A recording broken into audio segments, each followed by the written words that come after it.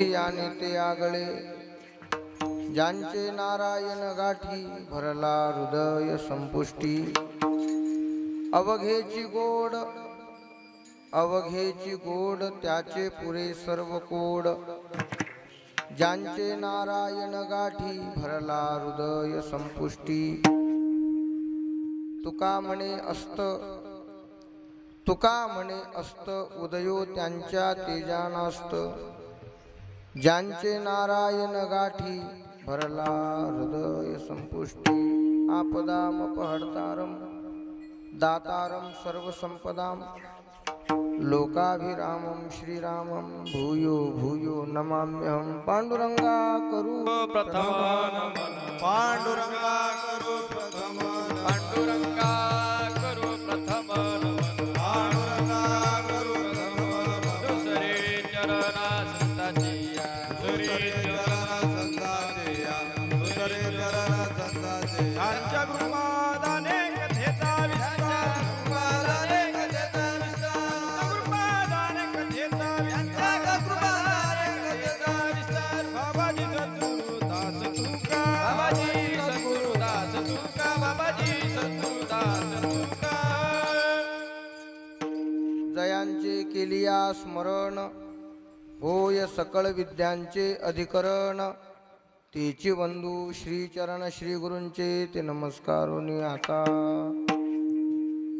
नमो ज्ञानेश्वरा निवृत्ती उदारा सोपान देवा मुक्ताबाई नमो त्रिभुवन पावनी आद्यत्रय जननी देवाची कथम यातोसी वैकुंठम मानवं देहमत्यजं तुकाराम महासाधो कृपया ज्ञापयस्व मां संपाद्य ज्ञानंच विदाय भक्तिं विलोकितो येन समाधिराजः वैराग्यवन्तं सुविचारयुक्तं नमामि जोगं शिरसा गुरुं तं त्या शेगाव सरोवरी भले गजानन कमल उदया आले जे सौरभे वेदिते झाले या अखिल ब्रह्मांडा मनोजवं मारुततुल्य वेगं जितेंद्रियं बुद्धिमतां वरिष्ठं वातात्मजं वानरयूथमुख्यं श्रीरामदूतं शरणं प्रपद्ये मस्तकहे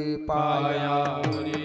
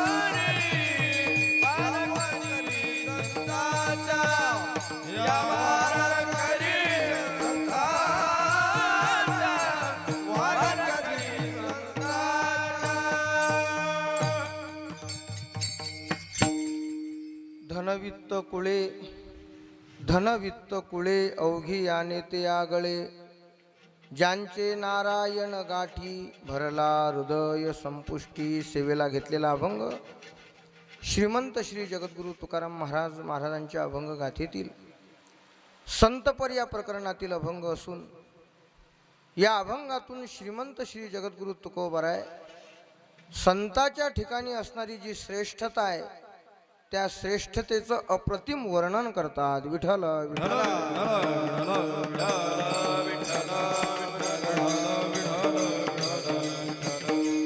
सेवेला आरंभ करण्यापूर्वी परिहार देणं हे वक्त्याचं कर्तव्य असतं.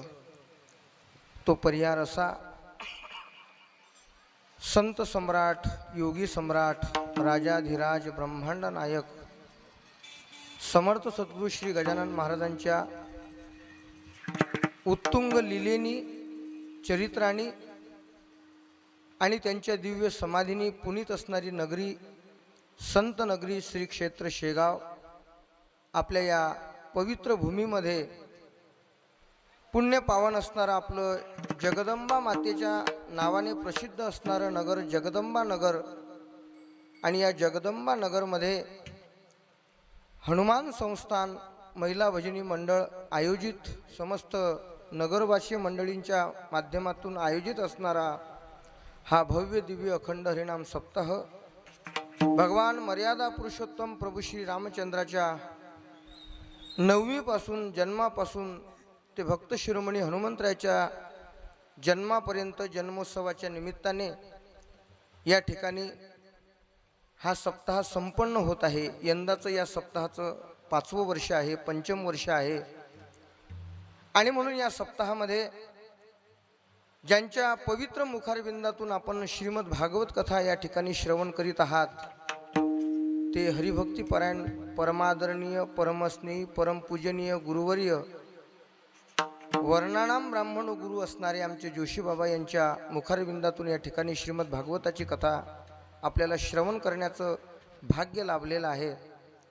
या सप्ताहामध्ये माझ्या पाठीमागे उभी असणारी सर्व नगरातली असणारी सर्व गुणीजन टाळकरी मंडळी, आमच्या सर्व माता माऊली मंडळी, बालगोपिका आणि बालगोपाल, गायनाचार्य गुरुवर्य हरिभक्तीपरायण आमचे राऊत बाबा आहेत, महाराष्ट्रामध्ये ख्यातनाम मृदंगाचार्य आमचे गुरुवर्य हरिभक्तीपरायण पंडित महाराज आहेत, गायनाचार्य हरिभक्तीपरायण आमचे गुरुबंधू राम महाराज, गायनाचार्य गुरुबंधू हरिभक्तीपरायण श्याम महाराज आणि नुकतीच आपली नर्मदा मैयाची परिक्रमा करून आलेले आपल्या नगरातील आपल्या शेगावचं भूषण असणारे आमचे मृदंगाचार्य आदित्यजी महाराज या ठिकाणी आहेत। आदी करून आपण सर्व नगरवासियांच्या माध्यमातून या ठिकाणी संपन्न होत असलेला हा भव्य दिव्य नाम सप्ताह माझ्यासमोर सर्व पुरुष वर्ग आहे, सर्व माता भगिनी वर्ग आहे, सर्वांच्या चरणी नतमस्तक होतो आणि माझ्या चिंतन सेवेकडे वळतो। विठ्ठल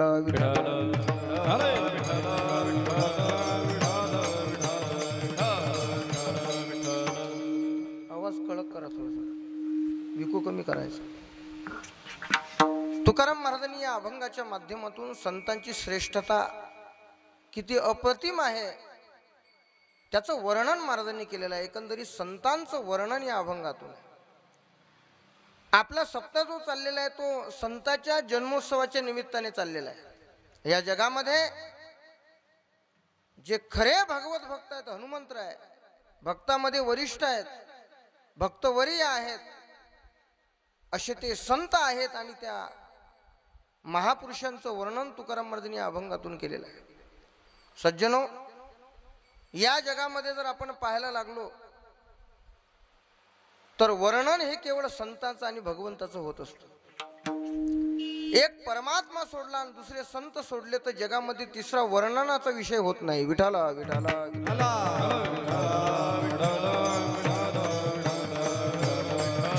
आपण भाग्यवान आहोत की ज्या महिन्यामध्ये ज्या कालावधीमध्ये भगवंताचाही जन्मोत्सव आहे आणि हनुमंतरायाचा आहे म्हणजे भक्ताचाही जन्मोत्सव आहे। असा पवित्र असणारा हा चैत्र महिना आणि या महिन्यामध्ये देवाचाही उत्सव होतो आणि हनुमंतरायाचाही उत्सव होतो, भक्ताचाही उत्सव होतो। परंतु देवाच्या उत्सवाच्या बाबतीमध्ये बोलल्या गेले आहे की देवाचा हा जन्मोत्सव असतो आणि साधू संतांचा भक्ताचा हा पुण्यतिथी उत्सव असतो, समाधी उत्सव असतो। परंतु देवाचा जन्मोत्सव आपण जसा साजरा करतो तसा हनुमंतराचा देखील जन्मोत्सव साजरा करतो।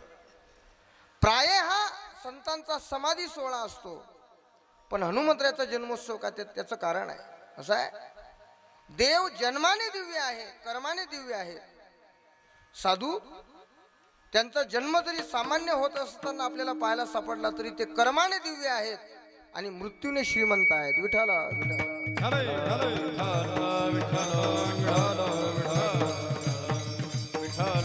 बोला पुंडलिक श्री ज्ञानदेव भगवान गजानन महाराज की जय। परमात्मा जन्माने दिव्य आहे। त्यांनी स्वतः गीतेमध्ये असं म्हटलेलं आहे की जन्म कर्मच मे दिव्यम मेवमिव व्यक्ती तत्वतः। अर्जुना, माझा जन्म दिव्य आहे आणि माझं कर्म दिव्य आहे। लक्षात ठेवा, परमात्म्याचा जन्म तुमच्या माझ्यासारखा होत नाही, तुमच्या माझ्यासारखा होत नाही। नामदेव महाराजांनी म्हटलेलं आहे अयोनी संभव प्रगटला हा राघव, प्रगटला राघव, प्रगटला हा राघव. अयोनी संभव प्रगटला राघव, प्रगटला राघव, प्रगटला राघव. याला जन्माची दिव्यता म्हणतात. कारण की तुमचा माझा जन्म कोणत्या तरी योनीच्या माध्यमातून आहे, परंतु परमात्मा हा दिव्य जन्मी आहे, कारण तो योनी विना जन्माला येतो. लक्षात घ्या. परमात्मा म्हणून अयोनी संभव, योनी संभव आपण आहोत आणि परमात्मा हा अयोनी संभव आहे. याचा आवाज असा कोण होणार, याचा रिपीट आला पाहिजे. विठाल विठाल विठ्ठल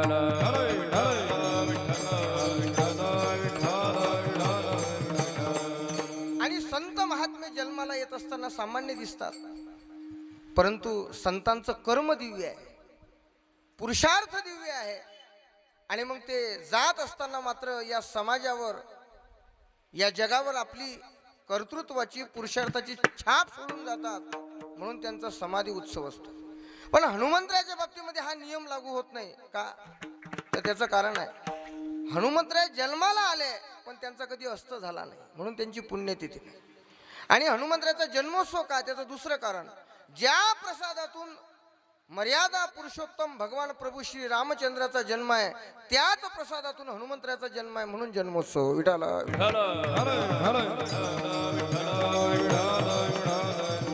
म्हणून संताचा आणि भगवंताचा जन्मोत्सव या पवित्र महिन्यामध्ये, या कालावधीमध्ये होतो. आपण तो संपन्न करतो.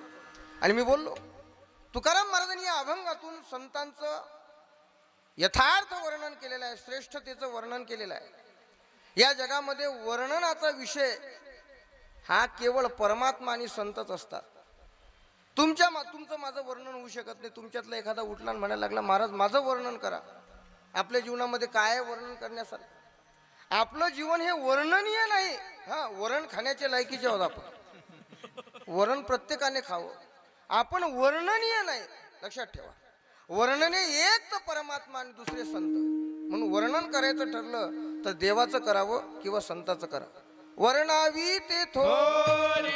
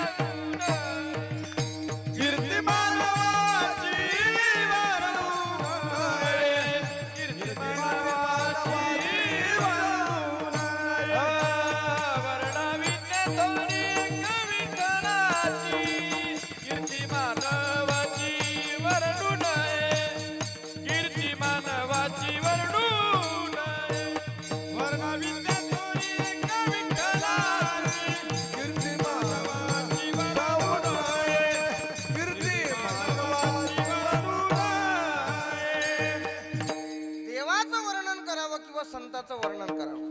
देव स्वरूप, देव मान्य संतांचं वर्णन करावं. असं आहे.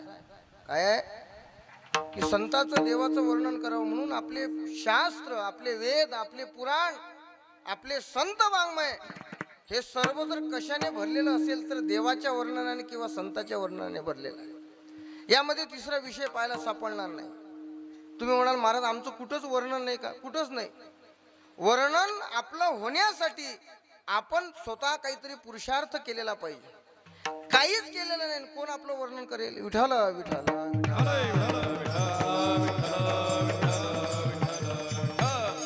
काहीच न करणाऱ्या माणसाचं पत्नी देखील वर्णन करत नाही महाराज. बाकीचे जाऊ द्या, गाव गल्लीतले, वेटाळ्यातले, आपल्या संबंधातले, ते काय वर्णन करतील?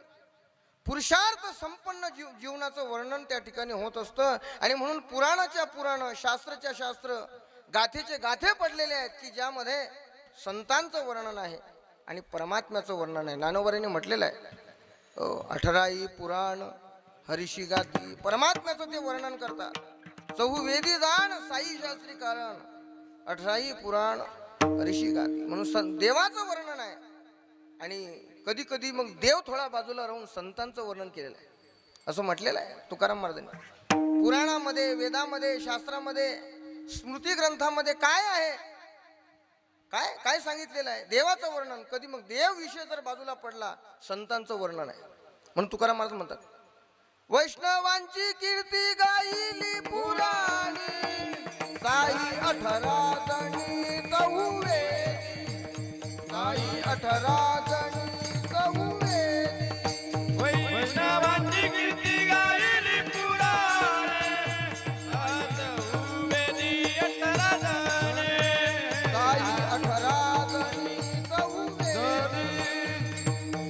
वैष्णवांची कीर्ती गायली पुराणी, देवाचं वर्णन केलेलं आहे किंवा देवमान्य असणारे वैष्णव संतांचं वर्णन केलेलं आहे. आता तुमच्या मनामध्ये प्रश्न असा आला की महाराज बरोबर आहे, मग आमचं कुठंच वर्णन नाही का? नसेल आम्ही काही फार मोठं केलं, नसेल आमच्या जीवनामध्ये काही पुरुषार्थ झाला, नसेल आमच्या जीवनामध्ये काही जगाची वेगळी गोष्ट आम्ही केलेली आहे नसेल, मग आमचं कुठंच वर्णन नाही का? कोणत्याच आम्ही योजनेमध्ये बसत नाही का? सरकारच्या योजना असतात ना कुठल्या तरी एखाद्या, तसं आहे वर्णनाच्या योजनेमध्ये आपण बसत नाही हे मात्र खरं आहे. 100% नाही, 1000% खरं आहे. आपण वर्णनाचा विषय होऊ शकत नाही. जगामध्ये काही प्रकार आहेत, मग आपण कशामध्ये बसू ते प्रकारामध्ये सांगितलेले आहे. 5 प्रकार आहेत. काही लोक समाजातले हे शोचनीय आहेत, काही लोक तेजनीय आहेत, काही लोक माननीय आहेत, काही पूजनीय आहेत, आणि जगात केवळ परमात्मा आणि संत हे वर्णनीय आहेत. विठ्ठल विठ्ठल.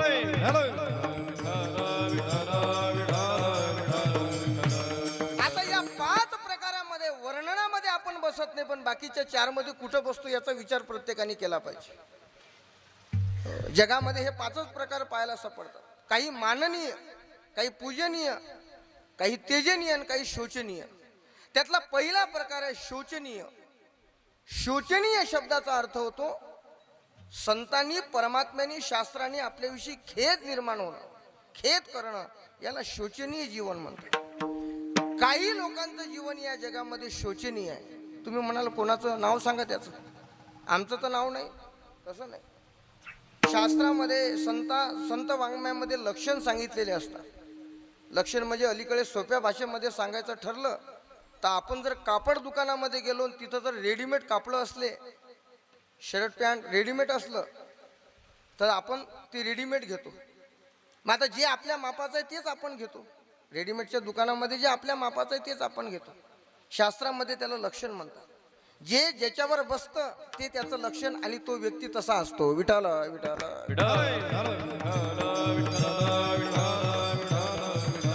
शास्त्रामध्ये लक्षण केलेलं. कोण शोचनीय आहे? कोणाचं नाव नाही घेतलं. शोचनीय शब्दाचा अर्थ त्याच्याविषयी खंत व्यक्त केलेली आहे असा. कोणाविषयी खंत व्यक्त केलेली आहे असा आहे, मनुष्य शरीराला आला आणि त्यांनी देव मिळवला नाही, भक्ती केली नाही, सत्कर्म केलं नाही, अशा व्यक्तीविषयी संत आणि शास्त्र कायम शोक व्यक्त करतात.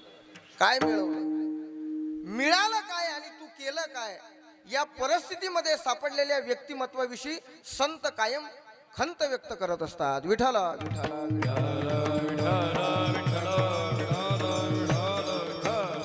हा शोचनीय याचा विषय त्या ठिकाणी होऊन जातो. शरीर मिळालं पण ते ज्याच्याकरता मिळालं त्याच्याकरता त्याचा वापर केला नाही, भक्ती करता वापर केला नाही, उद्धार करून घेतला नाही. संत म्हणतात तू काय कमवलं? म्हणे नरदेह किमर्थी निर्मिला, तुम्ही विषय स्वार्थी लाविला. नाथ महाराजांनी सुंदर म्हटलेला आहे. हे शरीर कशा करता उत्पन्न झालं आणि तो आपण कशामध्ये घालवला? विषयाची चरवणी केली आयुष्याची गाळा. आणि म्हणून माणसाला मिळालं पण त्याचा उपयोग जर योग्य करत असेल तर त्याच्याविषयी खंत त्या ठिकाणी होत नाही. वडिलांनी शहरामध्ये मुलाला शिकवायला पाठवलं, काही पैसे दिले, खोली दिली भाड्याने करून. मग आता त्या मुलाने काय करायला पाहिजे? मन लावून अभ्यास करायला पाहिजे, मोठं व्हायला पाहिजे शिक्षणामध्ये. पण त्या गोष्टीचा त्याने जर गैरवापर केला, शिक्षण घेण्याऐवजी जर दुसरे कुठाने करायला लागला, तर तो आई वडिलाच्या खंततेला पात्र होतो. आई वडील त्याच्याविषयी खंत व्यक्त करतात की तुझ्यासाठी मी काय नाही केलं. तसं जगामध्ये आपण जे जीवन जगतो, आपण जर संतांच्या म्हणण्यानुसार आपलं जीवन चाललं नाही तर संत आपल्याविषयी खंत व्यक्त करतात. विठाला भक्ती न करणाऱ्या व्यक्तीविषयी संतांनी कायमच खंत व्यक्त केलेली आहे. नाथ महाराज सांगतात, अरे तू जन्माला आलास त्याच दिवशी जर मेला असता तर परवडला असता, तुझ्या जीवनात जर भक्ती नसेल तर. नाथ महाराजांनी सुंदर म्हटलेलं आहे, भक्ती विना पशु कशाशी वाढला, विना पशु कशाची वाढला, भक्ती विना पशु कशाची वाढला, भक्ती विना पशु कशाची वाढला. दत्तविने नेला कैसा नाही, दत्तविने नेला कैसा नाही, दत्तविने नेला कैसा नाही. भक्ती करत नाही काय जीवनामध्ये. संत आपल्याविषयी खंत व्यक्त करताना एक तुम्हाला सांगू, वाईट माणसाने वाईट म्हणणं हे तेवढं वाईट नाही, पण चांगल्या माणसाने वाईट म्हणणं हे सर्वात वाईट आहे. वाक्य कायम लक्षात ठेवा. एखादा आपला तिरस्कार करतो, पण कोण करतो? जो वाईट आहे, जो मुळातच वाईट आहे, त्याने तिरस्कार केला तर आपल्या जीवनामध्ये फरक पडत नाही. पण संतांनी आपल्या बाबतीमध्ये जर तिरस्कार केला तर आपला उद्धार कोणीच करू शकत नाही. विठाला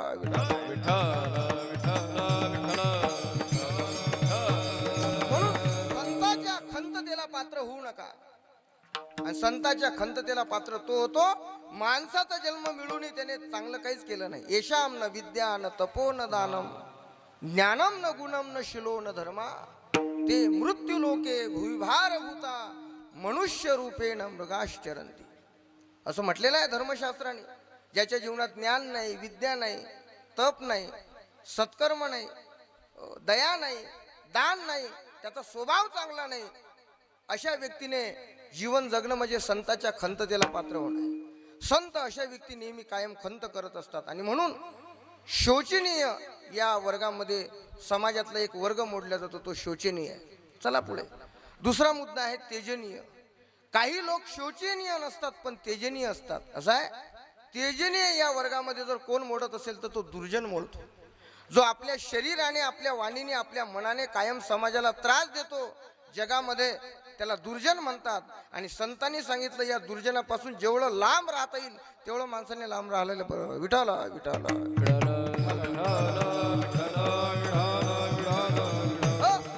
म्हणून हा तेजनी आहे. असं म्हटलेलं आहे, दुर्जन परिहर्तव्य.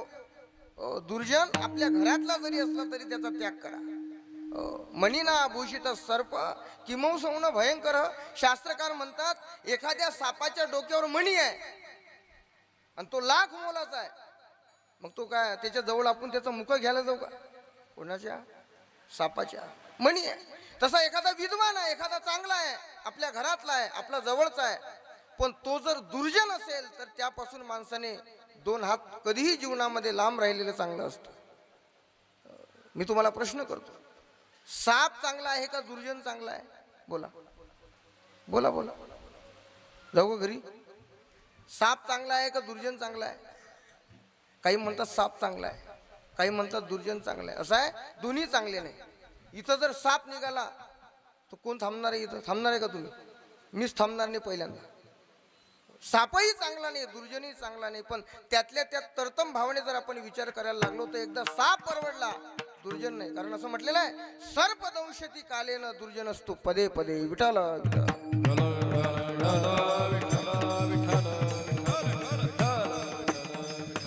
म्हणून दुर्जन हा जो व्यक्ती आहे हा तेजनी आहे, कायम याच्यापासून लांब राहिलेलं चांगलं.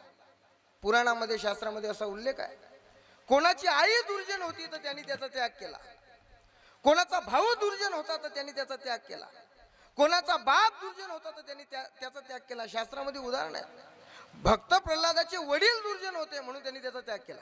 प्रल्हादे जनक. विभीषणे बंधू, विभीषणाने रावणाचा त्याग केला, दुर्जन आहे. आणि राज्यमाता निंदू भरती केली, भरताने आपल्या आईचा त्याग केला. अशी इतिहासामध्ये दाखले दिलेले आहेत. विठाला विठाला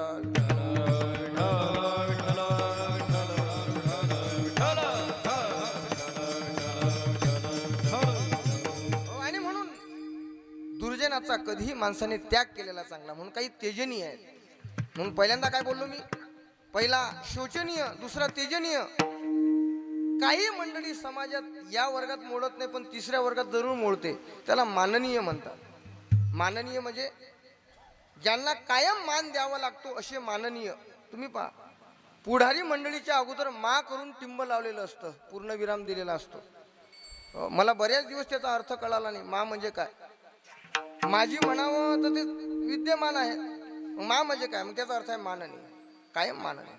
म्हणून असे राजकारणी व्यक्ती जर कोणत्याही कार्यक्रमाला आले तर समाजाने काय दिला पाहिजे? त्यांना मान दिला पाहिजे, कारण ते माननीय आहेत. मग महाराज या गटातल्यांना द्यायचा का त्या गटातल्यांना? कोणते गट असू द्या, एकाचे 2 झाले, 2चे 10 होतील, गट कोणताही असू द्या, राजकारणी व्यक्ती म्हटलं की तो माननीय असतो, त्याला मान दिला पाहिजे. म्हणून हे लोक माननीय, शोचनीय, तेजनीय, माननीय. आणि समाजामध्ये चौथा वर्ग आहे, त्याला पूजनीय म्हणतात. लक्षात ठेवा, पूजनीय कोण आहेत? तर या जगामध्ये पूजनीय 3च आहेत. 3च लोक पूजनीय आहेत. कोणते? एक आई, दुसरे वडील आणि तिसरे सद्गुरू, आपले आपण केलेले गुरु. विठ्ठल विठ्ठल विठ्ठल. आई, गुरु आणि वडील या तिघांची कायम माणसाने पूजा केली पाहिजे, कायम पूजा केली पाहिजे. काही लोक आम्हाला येऊन सांगतात, महाराज तुम्हाला माहित नाही आमच्या म्हातारीचा स्वभाव कसा आहे. काय म्हणतात? माहित नाही? एकदा घरी येऊन जा, म्हातारीचा स्वभाव कसा आहे, आमचे वडील कसे वागतात तुम्हाला माहित नाही. मी त्याला कायम सांगत असतो, तुझे आई वडील कसेही वागत जरी असले तरी तुझ्याकरता ते मरेपर्यंत पूजनीय आहेत. विठ्ठल विठ्ठल.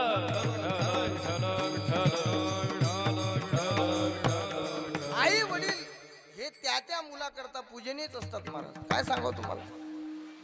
आई वडिलाचा तिरस्कार करणारा मुलगा कधीच मोठा होत नाही.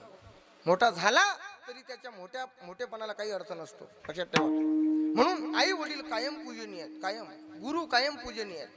आपला वारकरी संप्रदाय ज्या तत्वावर उभारलेला आहे, ज्या पांडुरंगाला आराध्य मानतो, तो पांडुरंग परमात्मा पंढरपुरामध्ये कशामुळे आला?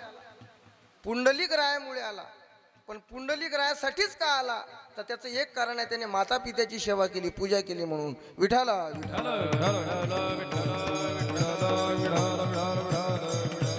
आराधिला पुंडलिके जननी पूजोनी जानके, जननी पूजोनी जानके, जननी पूजोनी जानके.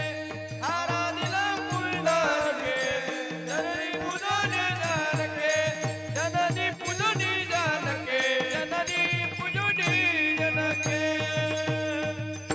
आराधिला पुंडलिके जननी पूजोनी जनके, जननी जनके पूजोनिया पुंडलिके आराधिला. पुंडलिक रायाने आराधना केली परमात्म्याची, पण ते करत असताना मात्र माध्यम निवडलं माता पित्याची पूजा. म्हणून आई वडील पूजनीय आहेत, त्या मुलाकरता आहेतच. काही मुलं म्हणतात आई वडिलांनी आमच्यासाठी काय केलं? हे ज्या तोंडाने तू बोलतोस ते तोंड त्यांनी दिलं. विठ्ठल विठ्ठल. कायम पूजनीय. आणि तुम्हाला ज्ञानेश्वर महाराजांचं अंतकरण सांगतो, ज्ञानेश्वर महाराजांचा सिद्धांत सांगतो. ज्ञानेश्वरीतला असा आहे की ज्ञानोबराय म्हणतात, एखादा व्यक्ती कितीही मोठा असला, अगदी त्याला घरात, गल्लीत, आपल्या गावात, तालुक्यात, जिल्ह्यात, राज्यात, देशात वा जगात कुठेही त्याचा सन्मान होत असला किंवा विश्व त्याची पूजा करत असली, पण तो जर आईवडिलाची पूजा करत नसेल किंवा आईवडिलाची सेवा करत नसेल किंवा आईवडिलाशी व्यवस्थित बोलत नसेल, तर ज्ञानेश्वर महाराजांच्या नजरेमध्ये तो महामूर्ख आहे. लक्षात ठेवा. आपण कोणालाही मूर्ख म्हणतो, आपण चांगल्याला कधी कधी मूर्ख म्हणतो, हा आपला मूर्खपणा आहे. पण लक्षात ठेवा, ज्ञानोबराय ज्याला मूर्ख म्हणतात तो खरंच मूर्ख असला पाहिजे. विठ्ठल ज्ञानोबराय म्हणतात, तरी घरी माता पितरा धड बोली नाही संसारा, एर विश्वभरी आदरा मूर्ख जैसा. आई वडिलाची नीट बोलत नाही आणि लोक त्याचा सन्मान करतात. ज्ञानोबराय म्हणतात, कितीही जरी कोणी सन्मान केला आणि किती मोठा असला आणि कोणत्याही पदावर तो आरूढ असला तरी देखील ज्ञानोबराय म्हणतात तो माझ्या नजरेमध्ये मूर्ख आहे. म्हणून आई वडील हे पूजनीय आहेत, आई वडील पूजनीय आहेत. आपला इतिहास आहे, आपले पुराण, आपले शास्त्र आपल्याला त्या उदाहरणातून सांगतात की मातृदेव भव, पितृदेव भव, आचार्य देव भव. आणि गुरु देखील पूजनीय, पूज्यतेचं स्थान त्या ठिकाणी म्हटलं गेलेलं आहे. गुरु पूजनीय आहेत. म्हणून आई वडील आणि गुरु हे पूजनीय आहेत, त्यांची पूजाच केली पाहिजे. विठ्ठल विठ्ठल.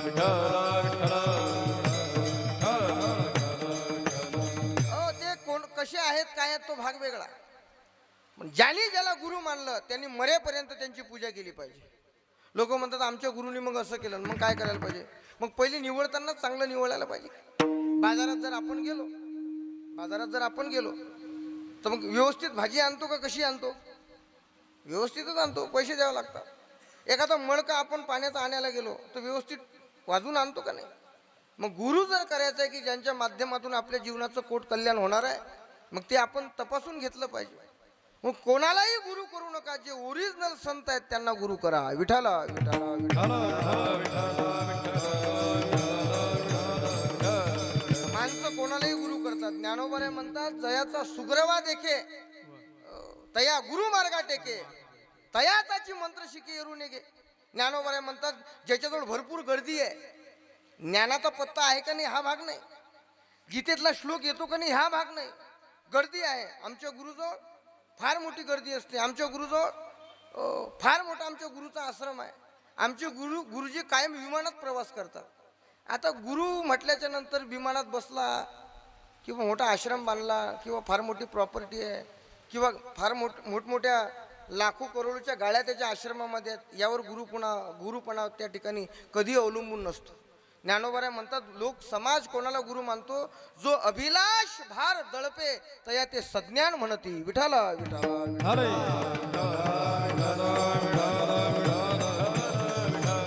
याचं जीवन इच्छेच्या ओझ्याखाली दबून गेलेलं आहे आणि त्याचा डामडोल वरून चांगला आहे. लोक तो डामडोल पाहून त्याला गुरु करतात आणि मग फसतात आणि मग क्लिपा व्हायरल होतात, मग समाजाच्या तिरस्काराला पात्र होतात.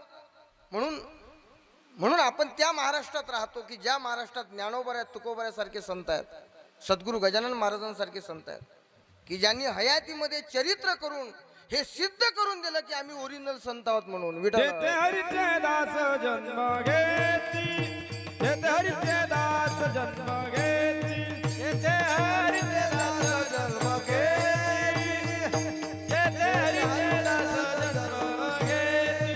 पवित्र ते कुळ पावन तो देश, पवित्र ते कुळ पावन तो देश, पवित्र ते कुळ पावन तो देश, पवित्र ते कुळ पावन तो देश. हरिचे दास जन्म घेती, हरिचे दास जन्म घेती, हो जेते हरिचे दास जन्म घेती, जेते हरिचे दास जन्म घेती. हे या संतांनी आपल्या जीवनामध्ये सिद्ध करून दिलं की आम्ही संत आहोत.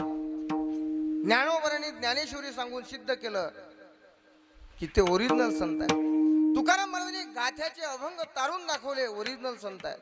आणि हे ओरिजिनल असल्याशिवाय शक्य होऊ शकत नाही. ओरिजिनल असल्याशिवाय उदका माझी वाया ठेवणी कोरड्या, उदका माझी वाया ठेवणी कोरड्या, उदका माझी वाया ठेवणी कोरड्या, उदका माझी वाया ठेवणी कोरड्या.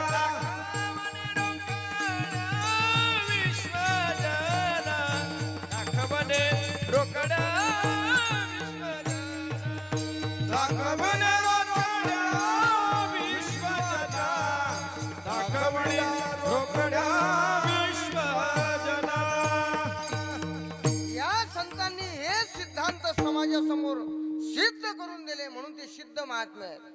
आणि महाराष्ट्राने मग यांची सेवा करायची सोडून भलत्या भलत्याला गुरु मानून आपल्या जीवनाची बर्बादी करून घेऊ नये. असं आहे.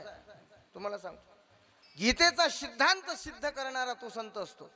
कृष्ण परमात्म्याने गीतेमध्ये सांगितलं ना की नैनन छिद्दंती शस्त्राणी नैनन दहती पावक न चैनम क्लेदयंती आपो न शोषयती मारुत. आत्मा जळत नाही, विजत नाही, तो सुकल्या जात नाही, वाळवल्या जात नाही, आत्म्यावर कोणताही परिणाम होत नाही. ह्या जर गीतेचा परमात्म्याचा सिद्धांत असेल तर तो आमच्या सद्गुरू गजानन महाराजांनी सिद्ध करून दाखवला. म्हणून ते ओरिजिनल संत. विठाल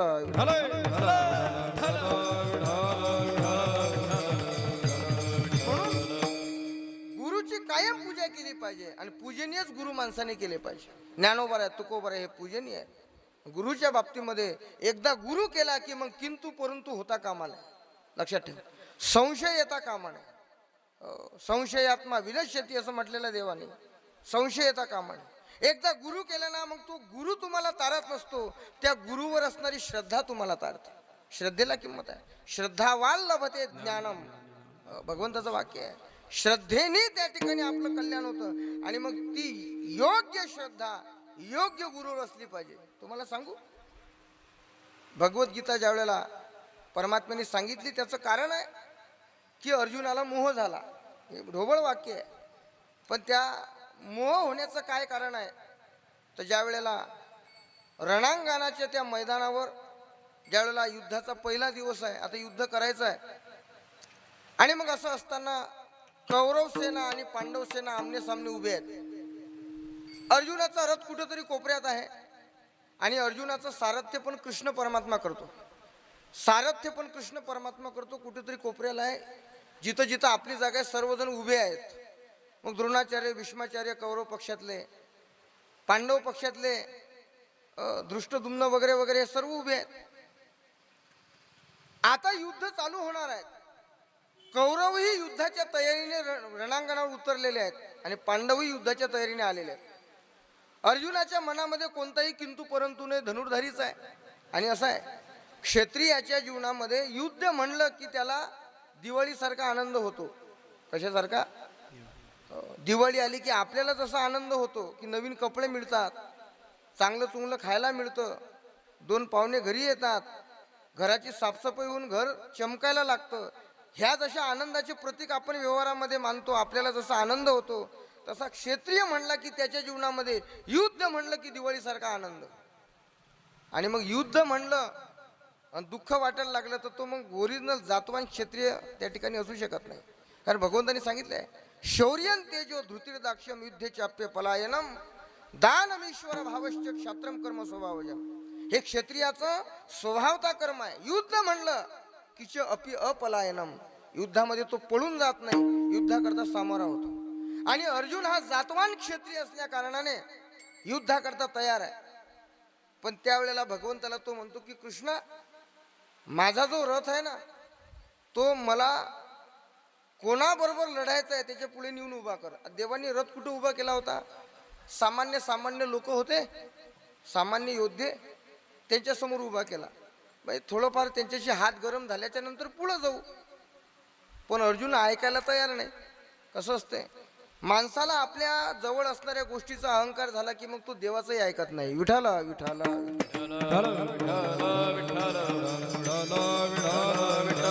आपल्या जवळ काय आहे याचा अहंकार जर झाला तर माणसाला कोणाचंच बोलणं चांगलं वाटत नाही, सल्ला चांगला वाटत नाही. म्हणून आपल्या जवळ जे आहे त्याचा अहंकार होता कामा नये.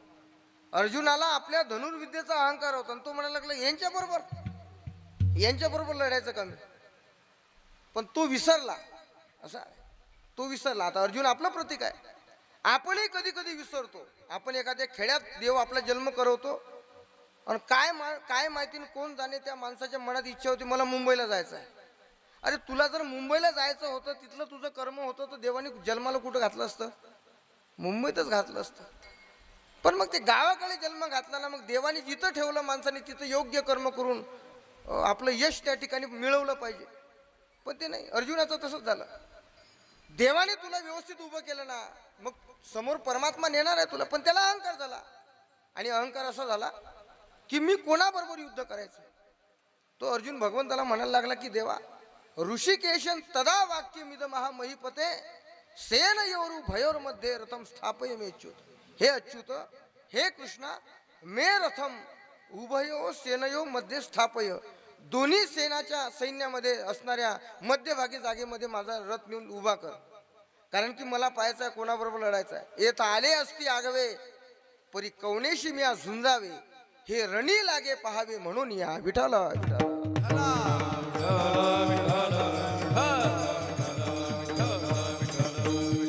बळे बळे योद्ध रथी महारथी अतिरथी सर्व आलेले आहेत. पण मला कोणाबरोबर लढायचं आहे, माझ्या पात्रतेचं पाहिजेत ना.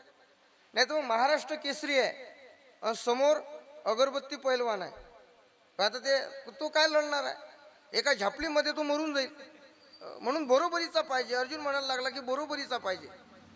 आता देवाला शहाणपणा सांगितल्याच्या नंतर मग देवाला ते पटत नाही. देवाला शिकवणारा देवाला आवडत नाही, असं आहे. आणि देवाला काय शिकवणार आपण? वेदाहम समतीत आणि वर्तमानानीचे अर्जुन. जगातलं ज्या वेळेस सर्व बाबतीतलं सर्व ज्याला कळतं त्याला देव म्हणतात. आणि त्याला काय शिकवायचं? पण अर्जुन देवाला तत्वज्ञान सांगायला लागला की माझा रथ तिथं नाही. देव सांगले काही हरकत नाही. देवानी रथ हाणला महाराज, घोड्याला लगामाला टाच मारली आणि परमात्म्याने रथ आणला. तो कुठं उभा केला? थेट भीष्माचार्य आणि द्रोणाचार्याच्या समोर. आणि मग अर्जुनाला सांगितलं, बघ हे तुझे शत्रू आहेत आणि यांच्याबरोबर तुला युद्ध करायचं आहे. खाली मान असणाऱ्या अर्जुनाने जेव्हा ज्या वेळेला वर मान केली आणि मला कोणाबरोबर लढायचं आहे हे पाहिल्याबरोबर आपल्या समोर त्यांनी पाहिलं तर ते दोन व्यक्ती होते. कोण दोन व्यक्ती होते? ज्यांनी जेवण कसं करायचं ते शिकवलं आणि दुसऱ्यांनी हातामध्ये धनुष्य कसा धरायचा ते शिकवलं. आता समोर गुरु पाहिल्याच्या नंतर कोणाची टाप आहे महाराज त्यांच्याबरोबर युद्ध करायची? कोणत्या शिष्याची आहे? शिष्य कितीही जरी ज्ञानी झाला तरी गुरुपेक्षा तो ज्ञानी नसतो. विठाला विठाला विठाला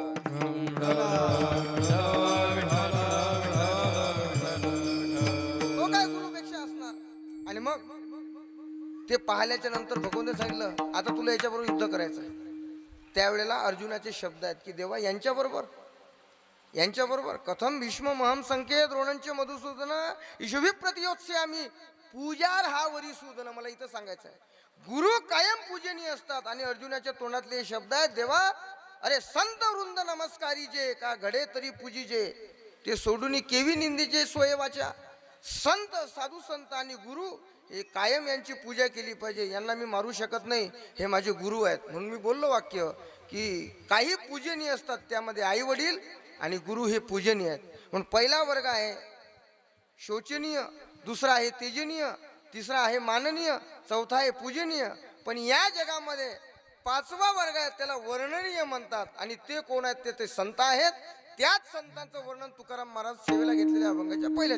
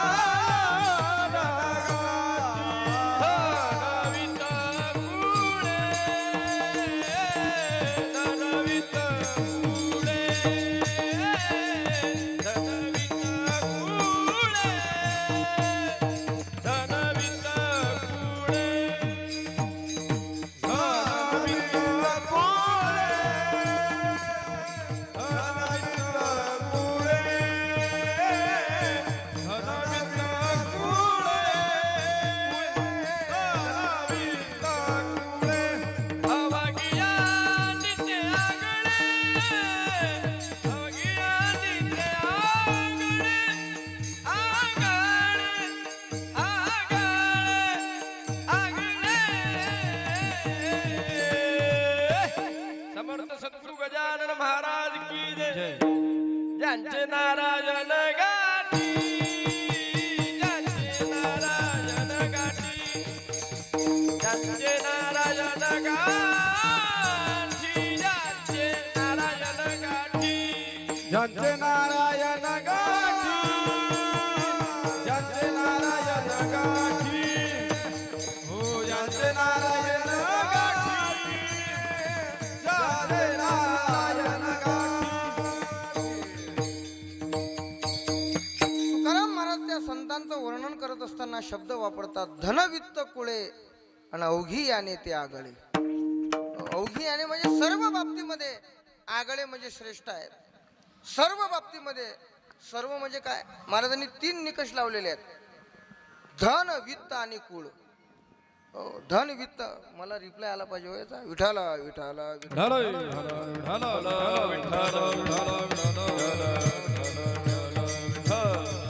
जगामध्ये मनुष्याला श्रेष्ठ होण्यासाठी काही निकष लावलेले आहेत. कशा कशाने मनुष्य श्रेष्ठ असतो आणि संत सर्व बाबतीमध्ये श्रेष्ठ आहेत हे महाराजांनी पटवून दिलेलं आहे, असं वर्णन केलेलं आहे. असं आहे, काही लोक शरीर दृष्टीने श्रेष्ठ असतात, काही बुद्धीने श्रेष्ठ असतात, काही मनाने श्रेष्ठ असतात, काही लौकिकतेने श्रेष्ठ असतात, काही संपत्तीने श्रेष्ठ असतात. हे निकष आहेत. मनुष्य मोठा कोण असतो, मोठा कोण आहे, कोण श्रेष्ठ आहे, या गोष्टीवरून. एखाद्याचं शरीर चांगलं आहे, सुदृढ आहे, बलवान आहे, आरोग्यवान आहे, मग तो श्रेष्ठ आहे. असं आहे. एखाद्याचं शरीर चांगलं नाही पण त्याचं मन मात्र चांगलं आहे, श्रेष्ठ आहे. मनाने विकलांग आहे पण बुद्धी अशी आहे, एका जागी बसून राज्याचं काम करू शकतो, तो बुद्धिमान, श्रेष्ठ आहे. काही लोकांच्या जवळ काही नसतं महाराज, पण लौकिकता अशी असते, समाज असा पाठीमागे असतो, एक शब्द उच्चारला अवघा महाराष्ट्र गोळा होतो, याला लौकिकता म्हणतात. पण हे निकष एका बाजूला. तुकाराम महाराजांनी शब्द वापरला ते आगळे आहेत. आगळे म्हणजे श्रेष्ठ आहेत. कशाने श्रेष्ठ आहेत? धनाने श्रेष्ठ आहेत, वित्त म्हणजे ज्ञान, ज्ञानाने श्रेष्ठ आहेत आणि कुळाने श्रेष्ठ आहेत. ते हे सर्वनाम आहे. ते म्हणजे हनुमंत्र आहे, ते म्हणजे ज्ञानोबर आहे, ते म्हणजे तुकाराम महाराज आणि ते म्हणजे सद्गुरु गजानन महाराज. विठाला विठाला.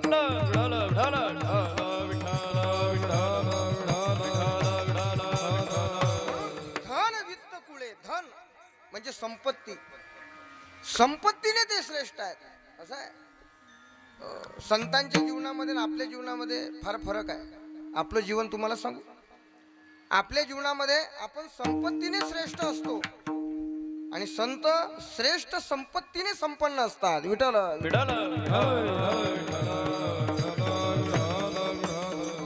धन. पण तुम्ही म्हणाल महाराज आम्ही तर असं ऐकलेलं आहे संतांचं चरित्र की त्यांचे खाण्याचे वांदे होते. काय होते? खाण्याचे वांदे होते. संत आहेत पण त्यांच्याकडे धन नव्हतं असं आम्ही ऐकलेलं आहे.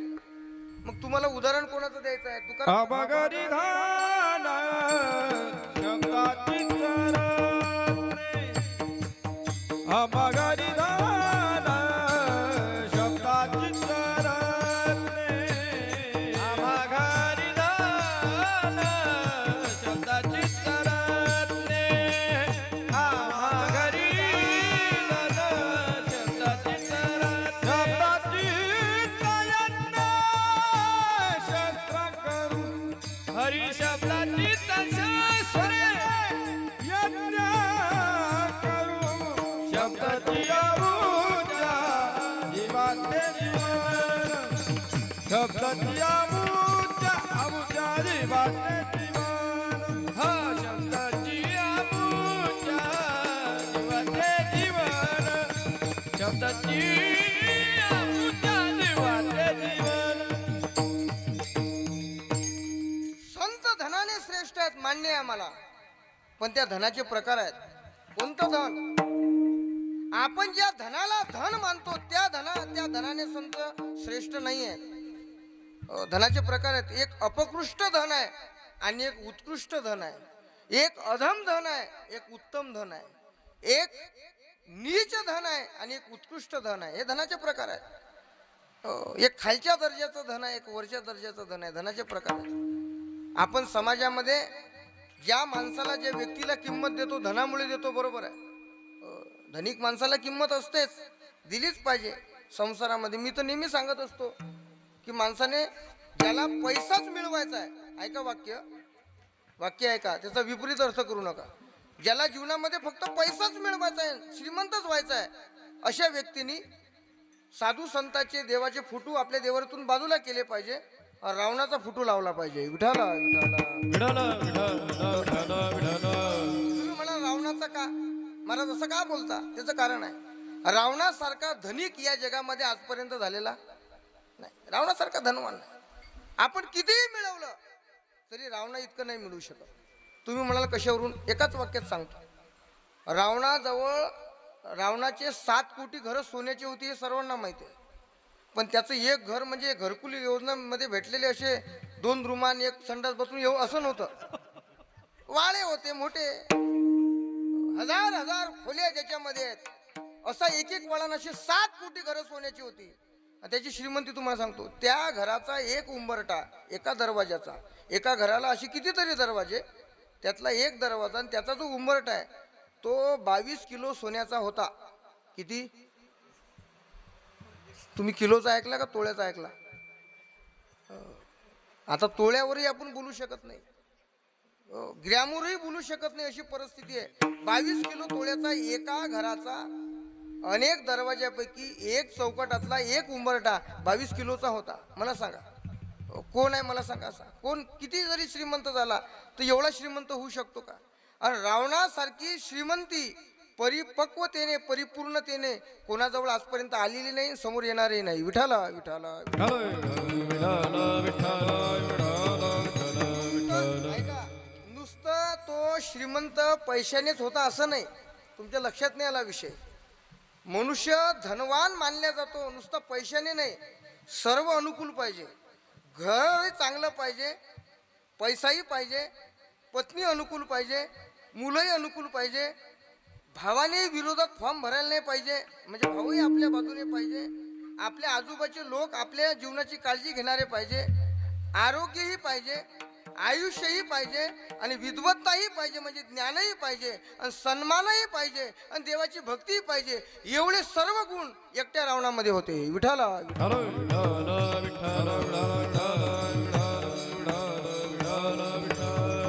आपल्याकडे काय आहे यातलं मला सांगा. एकानं सांगितलं महाराज मी गावातला श्रीमंत. काय? 2 बकऱ्या आहेत म्हणे माझ्याकडे. 2 बकऱ्या म्हणजे श्रीमंत आहे का?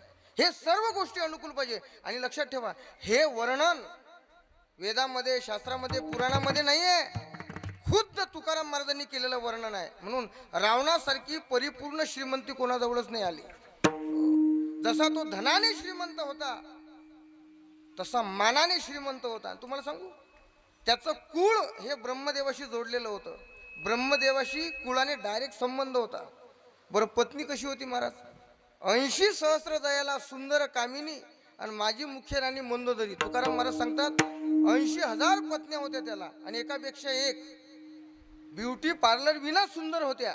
80,000 पत्न्या, आणि त्यामध्ये पट्टराणी असणारी मंदोदरी, की जिच्या सौंदर्याचं प्रतीक तिच्या नावावरून आहे. मंदोदरी, मंद अधिक उदरी सामासिक शब्द आहे. जिचं पोट लहान तिला म्हणतात मंदोदरी. ती ज्याची पट्टराणी होती, पतिव्रता होती, सुंदर होती, सौभाग्यवान होती आणि बुद्धिमान होती, ही पत्नी त्याला अनुकूल होती. एवढंच नाही, मुलंही काही असे तसे नव्हते महाराज. मग फॉर्म भरला पंचायत समितीला आणि पडला, असा मुलगा नव्हता. इंद्राबरोबर कुस्ती खेळला आणि जितला, त्याचं नाव आहे इंद्रजित, असा मुलगा होता. मेघदूत अशी मुलं होते महाराज, अशी मुलं होते. जाऊ द्या, हे मुलं सोडा. भाऊही असे होते की भावाला अख्खं राज्य घाबरेल असे भाऊ होते. विभीषण, त्याच्यानंतर कुंभकर्ण असा भाऊ होता, आणि विरोधात नव्हता. एवढं असून दादाचा शब्द पळू देत नव्हता. फक्त दादाचा एकच शब्द, एकच जीवनामध्ये एकच गोष्ट त्याला खटकली. ज्यावेळेला सीता मातोश्रीचं अपहरण भावाने केलं, कुंभकर्णाला हे आवडलं नाही, पण तरी देखील भावाच्या विरोधात गेला नाही. विठाला विठाला विठाला.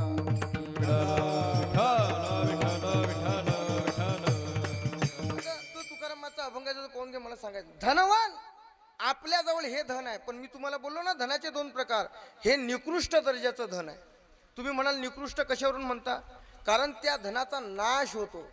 ते धन आपलं नाही, कधीतरी आपल्याला सोडून जावं लागतं आणि कधीच ज्याने सुख मिळत नाही ते धन, म्हणून ते निकृष्ट. विठाला विठाला विठ्ठल विठ्ठल विठ्ठल विठ्ठल विठ्ठल विठ्ठल. किती श्रीमंत व्यक्ती असला, किती धनिक असला आणि किती धनवान असला तरी देखील ते धन आपलं मानणारा जरी असला तरी ते धन चांगलं नाही. या धनाचा न धरी विश्वास, असं म्हटलेलं आहे. काय विश्वास? अर्थमनर्थम भावय नित्य नास्ति तत सुकलेश सत्यम पुत्रादपि धन भाजाम भीतीस सर्वत्रैश निहिता रीती. जगद्गुरु शंकराचार्य म्हणतात हे धनाची चारी बाजूने हेच रीत आहे. पत्नी आपल्या विरोधात जाते, मुलगा आपल्या विरोधात जातो, भांडणं लागतात, दुःखाला कारण होतं. म्हणून अर्थ हाच खरा अनर्थ आहे. अर्थ अनर्थासारिखा जोडीने ठेवीला पारिखा, तुकाराम महाराज सांगतात. अर्थ हा अनर्थ आहे. म्हणून हे धन निकृष्ट दर्जाचं आहे. आणि संताजवळ हे धन नाही, संताच्या जवळ मोठं धन आहे, उत्तम दर्जाचं आहे. तुकारामात बोललेला परमार्थ महाधन, परमार्थ महाधन, परमार्थ महाधन, धुळी देवाचे चरण, धुळी देवाचे चरण, धुळी देवाचे चरण, धुळी देवाचे चरण. हा भाव यादतन, भाव यादतन, भाव यादतन, भाव यादतन. हे उपाय लाभाचे,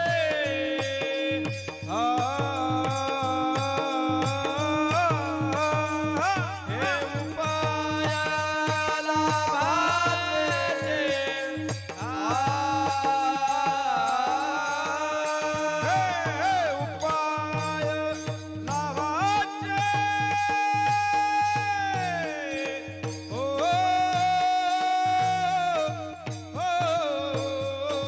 ओ हे उपाय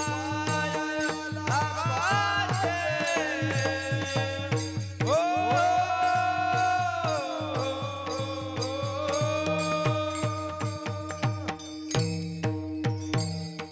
टाळी वाजवा. हा हा हा हा.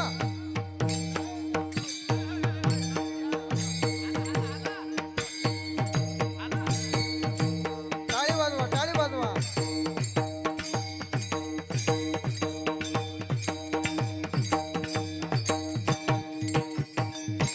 परमार्थ महाधन, परमार्थ महाधन, युक्त आहार विहार युक्त आहार, विहार युक्त आहार, विहार युक्त आहार, विहार युक्त आहार, विहार युक्त आहार. परमार्थ महाधन, धुळी देवाचे चरण, भाव यादतन, हे उपाय लाभाचे. परमार्थ महाधन, जोडी देवाचे चरण, हा भाव यादतन, हे उपाय लाभाचे. आपल्या जवळ कनिष्ठ प्रतीचं धन आहे आणि संताच्या जवळ महाधन आहे, त्याला परमार्थाचं धन म्हणतात. हो, आणि म्हणून धनाने ते श्रेष्ठ आहेत, म्हणजे हे श्रेष्ठ प्रतीचं धन त्यांच्याकडे आहे. जोडिले हे नसरे धन अविनाश आनंद घन अमूर्त मूर्ती मधुसूदन समचरणी देखीला. संत या धनाने आहेत. हो, या धनाने श्रीमंत आहेत संत. हो, आणि म्हणून तुका म्हणे पहा शब्दची हा देव, शब्दाची राणी व पूजा करू. असं आहे. आम्हा घरी धन शब्दाचीच रत्ने, शब्दाचीच शस्त्र यत्ने. हे धन आहे, शब्दाचं धन त्यांच्याकडे आहे, परमात्म्याचं धन त्यांच्याकडे, म्हणून ते धनाने श्रेष्ठ आहेत. म्हणून धन वित्त कुळे, वित्त म्हणजे ज्ञान. संत हे ज्ञानाने श्रीमंत आहेत. ज्ञानातही दोन प्रकार आहे, एक भौतिक ज्ञान आहे आणि एक आध्यात्मिक ज्ञान आहे. आपल्याजवळ ज्ञान असतं पण ते भौतिकतेचं असतं, आणि संत ज्ञानाने श्रेष्ठ आहेत, ते अध्यात्म ज्ञानाने श्रेष्ठ असतात. विठाला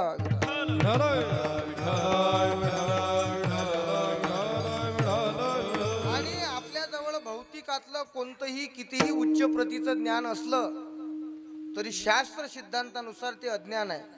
ते अज्ञान ऐसा म्हणे निश्चयो केला. ज्ञानोबाराय म्हणतात अध्यात्म ज्ञान सोडून बाकीचं इतर कोणतंही ज्ञान ते अज्ञानामध्ये गणल्या जातं. उदाहरण दिलं ज्ञानोबारांनी, मोराच्या प्रत्येक पिसाऱ्यावर डोळा असतो. काय असतो? डोळा असतो. पण त्याला जर पुढचे 2 डोळे नसतील तर ते डोळे पाहू शकतात का? नाही.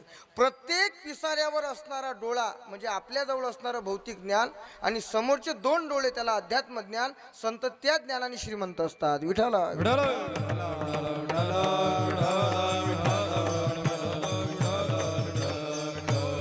त्यांच्या ज्ञानाचं काय सांगावं, म्हणून आपण ज्ञानेश्वरी वाचणारी मंडळी आहोत. ज्ञानेश्वरी शब्दाचा अर्थ काय होतो?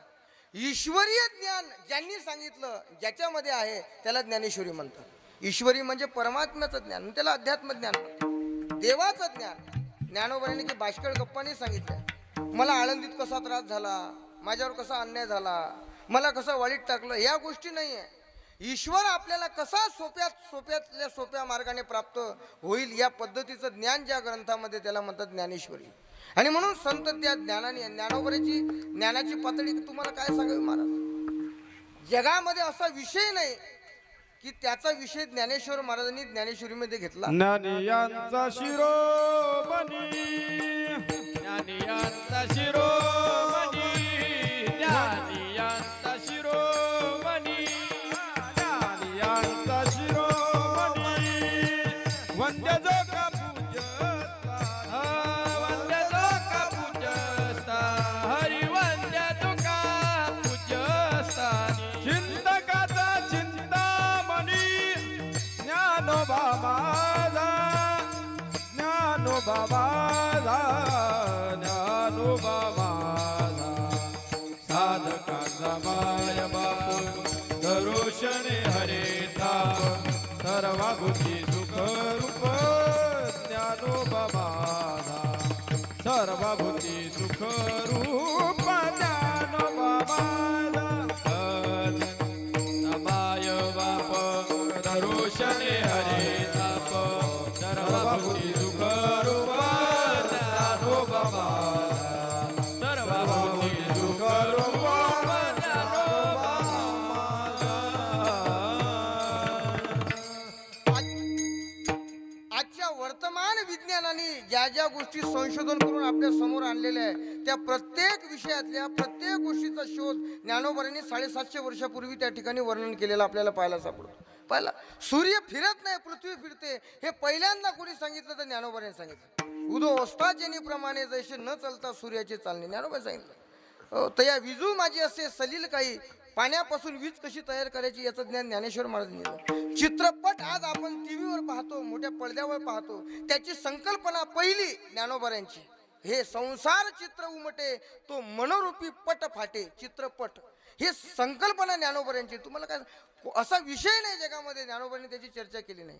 म्हणून ते ज्ञानाने श्रेष्ठ आहेत. तुकाराम महाराज तेच बोलले, धन वित्त कुळे, आणि कुळाने ते श्रेष्ठ आहेत. तुम्हाला सांगू, या जगामध्ये श्रेष्ठ कुळ कोणतं असेल, ब्राह्मणांचं श्रेष्ठ कुळ मानलं जातं, उच्च वर्णीय मानलं जातं. पण लक्षात घ्या, वैष्णव हा सर्वांमध्ये वरिष्ठ असतो. कोणत्याही जातीमध्ये जन्माला या, तुम्ही वैष्णव हा, जगाच्या पाठीवर तुम्ही श्रेष्ठ आहात. विठ्ठल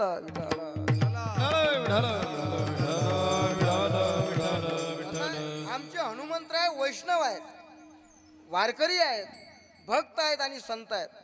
असे का म्हणून सांगतो, कारण ते ज्या योनीमध्ये जन्माला आले त्या योनीची विभत्सना शास्त्रामध्ये केलेली आहे. योनी जन्माला मरकट, नाथ महाराजांनी असं म्हटलेलं आहे, त्या योनीचा तो दोष आहे. म्हणून सकाळी सकाळी जर आपण माकडाचं नाव घेतलं तर दोष लागतो, असं म्हटलेलं आहे तुकाराम महाराजांनी. प्रभातेशी नाव न घ्यावे माकडाचे, तैसे अभक्ताचे सर्व काळ.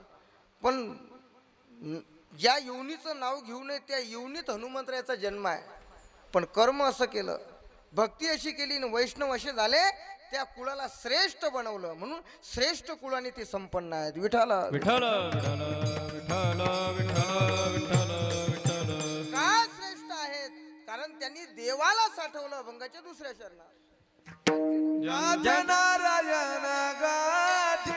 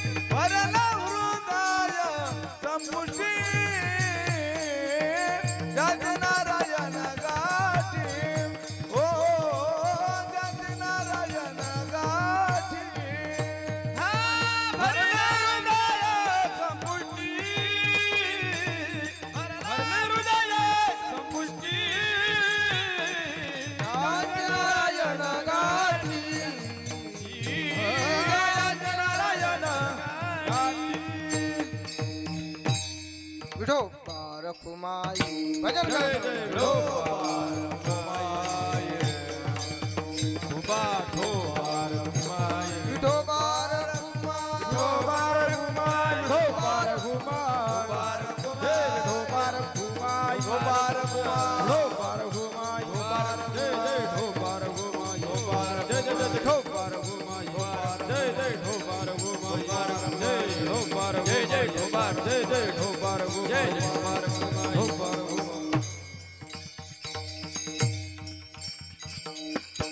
कुळाने ज्ञानाने आणि धनाने ते श्रेष्ठ आहेत असं महाराजांनी सांगितलं.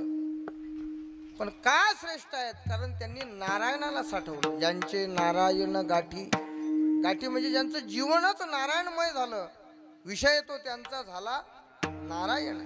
ज्यांचे नारायण गाठी आणि भरला हृदय संपुष्टी, आतमध्ये हृदयामध्ये त्यांनी परमात्म्याला साठवलं आणि म्हणून ते श्रेष्ठ बनले. लक्षात ठेवा, हृदयामध्ये साठवणाऱ्याची परंपरा जर कुठून सुरुवात होत असेल तर ते हनुमंतरायापासून होते. हनुमंतरायांनी रामाला हृदयात साठवलं, रामाला. लक्षात ठेवा. आणि नुसतं साठवलं नाही, त्याची प्रचिती करून दिली.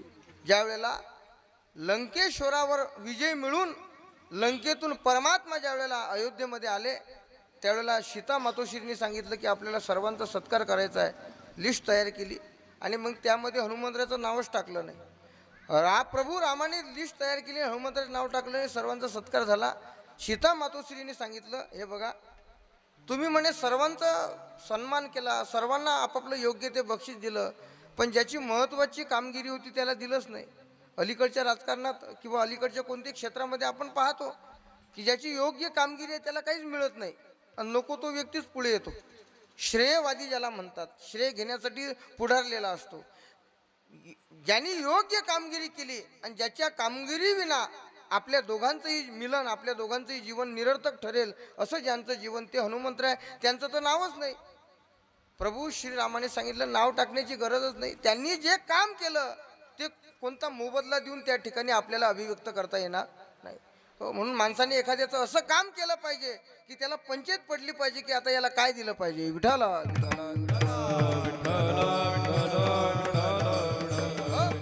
आणि मग ते सत्कार झाला नाही म्हणून सीता मातोश्रीला अंतकरणामध्ये खेद वाटला. पण काहीतरी द्यावं, नाही त्या मोबदल्यामध्ये त्या तोडीची वस्तू काहीतरी द्यावं म्हणून वडिलाकडून आलेला नवरत्नाचा हार दिला. आणि मग स्वभाव धर्माप्रमाणे तो हार घेतला आणि झाडावर जाऊन हनुमंतराय बसले आणि एक एक मणी फोडतात, खाली टाकतात. सर्वांना माहिती आहे, खाली टाकतात. आता तो पाहता पृथ्वीचे मोल थोडे, ऐसे अनर्घ्य रत्न चोकडे, असा रत्नाचा हार होता. माझा नवरत्न म्हणतात त्याला, त्या नवरत्नाचा हार होता. पृथ्वी एवढं एका एका मण्याची किंमत होती.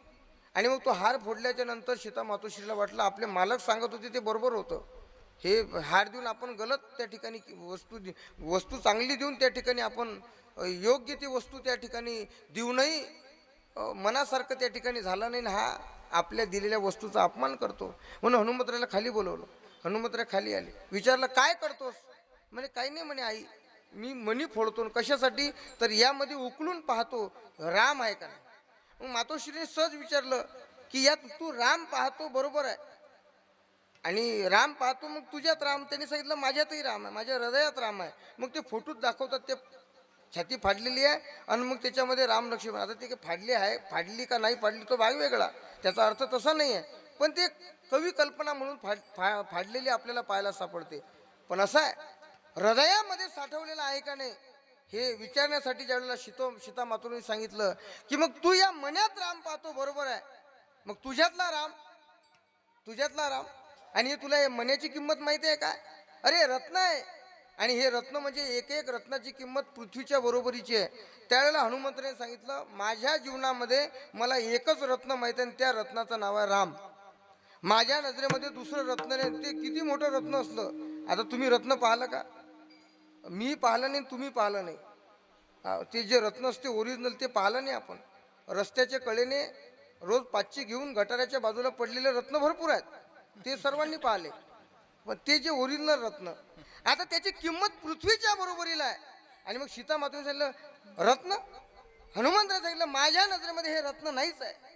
तुम्हाला जरी याची पृथ्वीची किंमत वाटत असली, माझ्या नजरेमध्ये हे रत्न नाही. माझ्या नजरेमध्ये एकच रत्न आहे, रामरत्न. आणि मग वाल्मिक ऋषीने तिथं श्लोक लिहिलेला आहे, तिथं असं म्हटलेलं आहे, राम रत्न महम जाने गर्भ कौशल्य संभवम. कौशल्या मातेच्या गर्भातून जन्माला आलेलं एकच रत्न मला माहित आहे, आणि ते म्हणजे प्रभू श्रीराम. आणि म्हणून तुकाराम मला सांगतात, ज्याचे नारायण गाठी आणि भरला हृदय संपुष्टी. विठाला विठाला.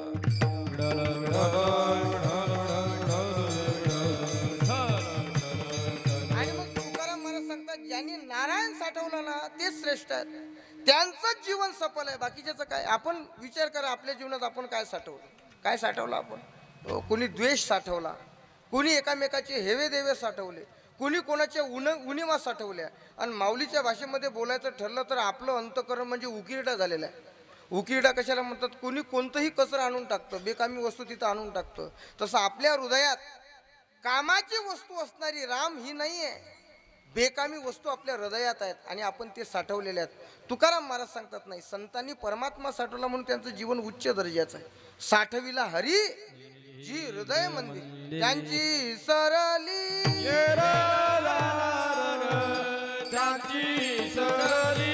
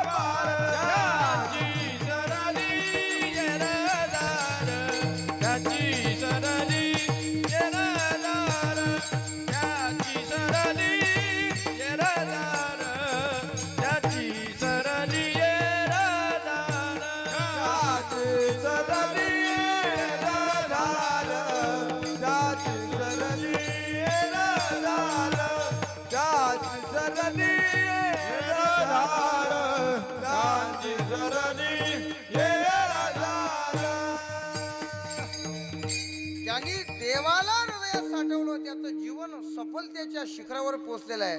आपण देवाला साठवलं नाही, आपण वेगळंच साठवलं. ज्ञानोबाच्या भाषेमध्ये ते जिने की जुवाराचे टिटे घर, आपलं हृदय म्हणजे उकिरडा बनलेलं आहे. आणि म्हणून असं बनवा की परमात्म्याला साठवा. ज्यांनी साठवलं, तुकाराम महाराज सांगतात, अवघेचे गोड त्याचे पुरे सर्व गोड. तुकाराम महाराज सांगतात, संतांचं जीवन सर्वांगाने गोड असतं, आणि मग त्यांचा जन्म होतो, पण अस्त कधी होत नाही. हा अभिप्राय शेवटच्या चरणी. तुका म्हणे असत, तुका म्हणे असत, तुका म्हणे असत, तुका म्हणे असत, तुका म्हणे असत, तुका म्हणे असत, तुका म्हणे असत, तुका म्हणे असत, तुका म्हणे असत, तुका म्हणे असत, तुका म्हणे असत, म्हणे असत, तुका म्हणे असत, तुका म्हणे असत, तुका म्हणे असत. उदय त्याच्या तेजानस्त, उदय त्याच्या तेजानस्त, ज्याचे नारायण गाठी, ज्याचे नारायण गाठी.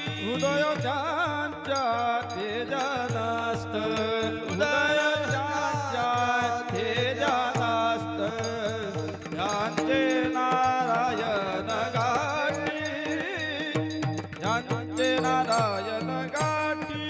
भरला हृदय संपुष्टी, संपुटी.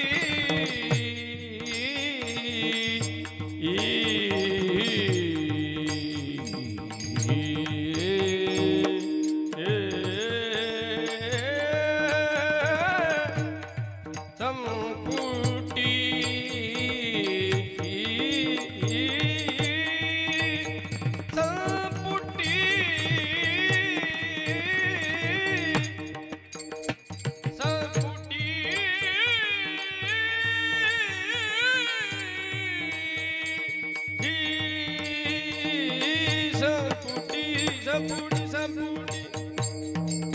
भरला हृदय संपुटी त्याचे नारायण गाठी त्याचे नारायण गाठी भरला भरला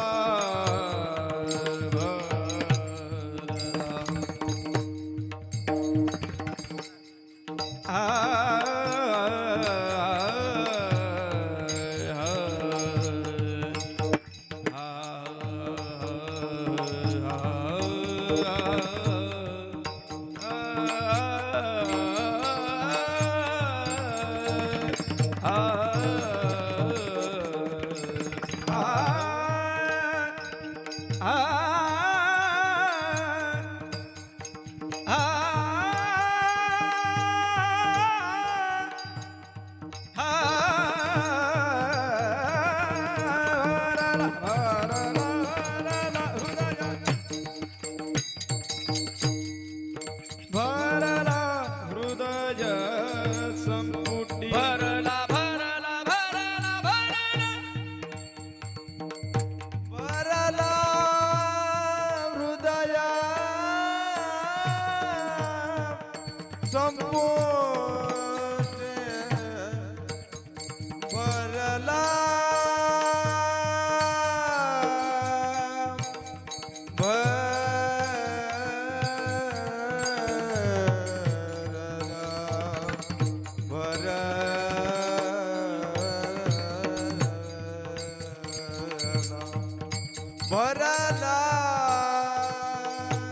भरला हृदय संपुटी भरला हृदय संपुटी भरला हृदय भरला भरला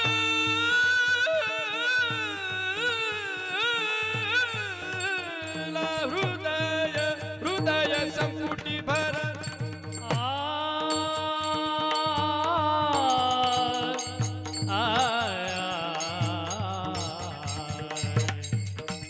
चालेला हृदय संपुटी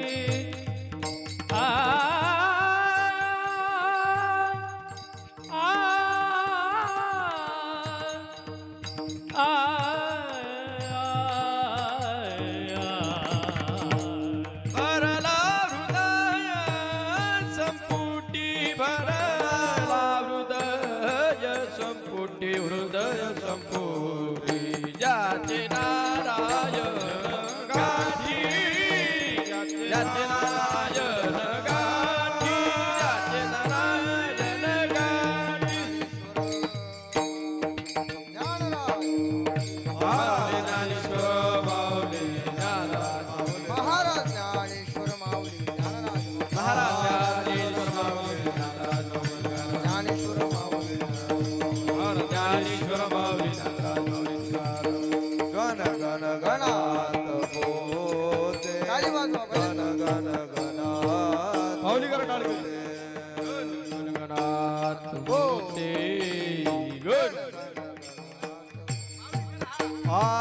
गण गण गण गणात गण गण गणात गण गण गणात होते गण गण गणात गण गण गणात गण गण गणात गण गण गणात बोल गण गण गणात गण गण गणात गण गण गणात बोल गण गण गणात बोल गण गण गणात बोल गण गण गणात बोते गण गण गणात ब्रह्मांड नायक महाराज योगीराज परब्रह्म सच्चिदानंद भक्त प्रतिपादक श्री समर्थ सद्गुरु श्री गजानन महाराज की जय.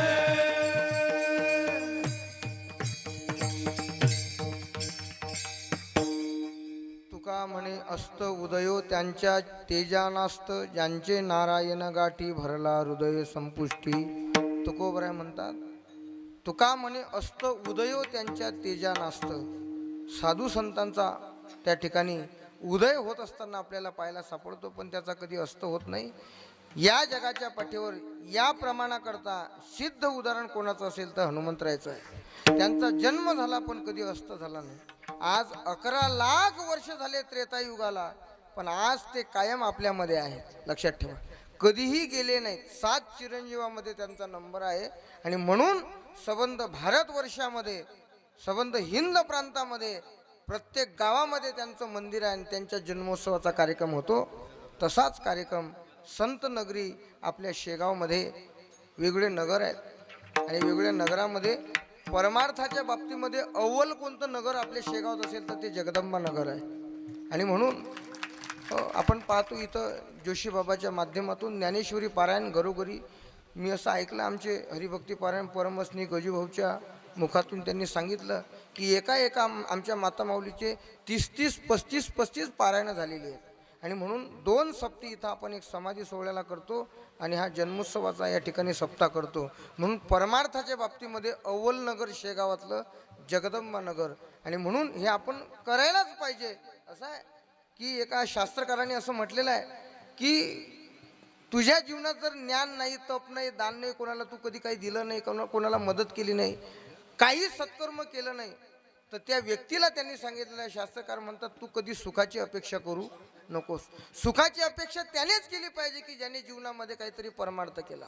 आणि असा परमार्थ करणारा आपलं नगर आहे. आणि आपल्याच नगरातले आमचे गुरुबंधू हरिभक्तीपरायण आदित्य महाराज यांच्याकरता एकदा जोरदार टाळ्या वाजवा.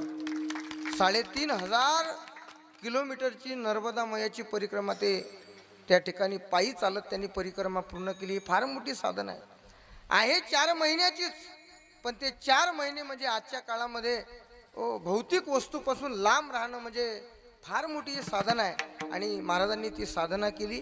खऱ्या अर्थानं त्यांच्या चरणावर दंडवत आहे. आणि ते आपल्या नगरातलेच या ठिकाणी असल्या कारणाने आपणही त्यांचा सत्कार सन्मान या सप्त्याच्या माध्यमात या ठिकाणी करणार आहोतच. बाबांच्या हस्ते त्यांचा सन्मान होणारच आहे. आणि म्हणून या ठिकाणी मलाही आजच्या या 3ऱ्या दिवसाची सेवा आमचे हरिभक्तीपरायण गजूभाऊंनी फोन केला आणि त्यांच्या माध्यमातून आपणा सर्व नगरवासियांच्या माध्यमातून माझ्या वाटेला आली. जशी मला करता आली तशी मी माझ्या साधू संतांनी, माझ्या गुरुवर्यांनी जशी बुद्धी देण्याचा प्रयत्न केला तशी या ठिकाणी केली. आणि म्हणून झालेली सेवा साधू संतांच्या चरणी या ठिकाणी सुपूर्द करतो, सद्गुरू महाराजांच्या चरणी सुपूर्द करतो आणि वाणीला पूर्ण विराम देतो. विठ्ठल जय जय जय जय विठ्ठल जय जय विठ्ठल. पुढे पुरे वेडीवा पुढे उत्तरी नाही उच्चारीला अधिकार म्या पुला.